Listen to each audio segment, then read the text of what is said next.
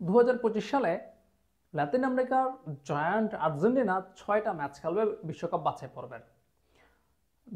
প্রথম প্রথম খেলবে তারা মার্চে, এরপর হচ্ছে জুনে এবং এরপর হচ্ছে সেপ্টেম্বরে। অক্টোবর, নভেম্বর, ডিসেম্বর ওই সময়টাতে হয়তো তারা প্রীতি ম্যাচ খেলবে। যদি তারা প্রীতি ম্যাচ তো অবশ্যই খেলবে, প্রতি মাসে দুইটা করে প্রীতি ম্যাচ খেলবে।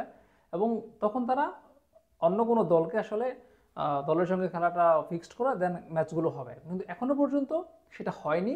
তবে 6টা ম্যাচ তাদের ফিক্সড। এই 6টা ম্যাচ হতো লাতিন আমেরিকার বিশ্বকাপ বাছাই পর্বের 6টা ম্যাচ। এই 6টা ম্যাচে কিন্তু বড় রকমের পরীক্ষা দিতে হবে আর্জেন্টিনাকে, শক্তির পরীক্ষা দিতে হবে। যদিও বিশ্বকাপ বাছাই পর্বের জায়গা পাওয়াটা নিয়ে আসলে কোনো রকমের শঙ্কা আর্জেন্টিনার নাই।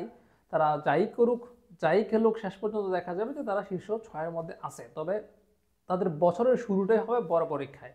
প্রথম ম্যাচ উরুগুয়ের বিপক্ষে, দ্বিতীয় ম্যাচ ব্রাজিলের বিপক্ষে। প্রথম ম্যাচটাই খেলবে উরুগুয়ের বিপক্ষে উরুগুয়ের মাটিতে, আর দ্বিতীয় ম্যাচটা খেলবে ব্রাজিলের বিপক্ষে, তবে সেটা খেলবে তারা নিজেদের মাঠে।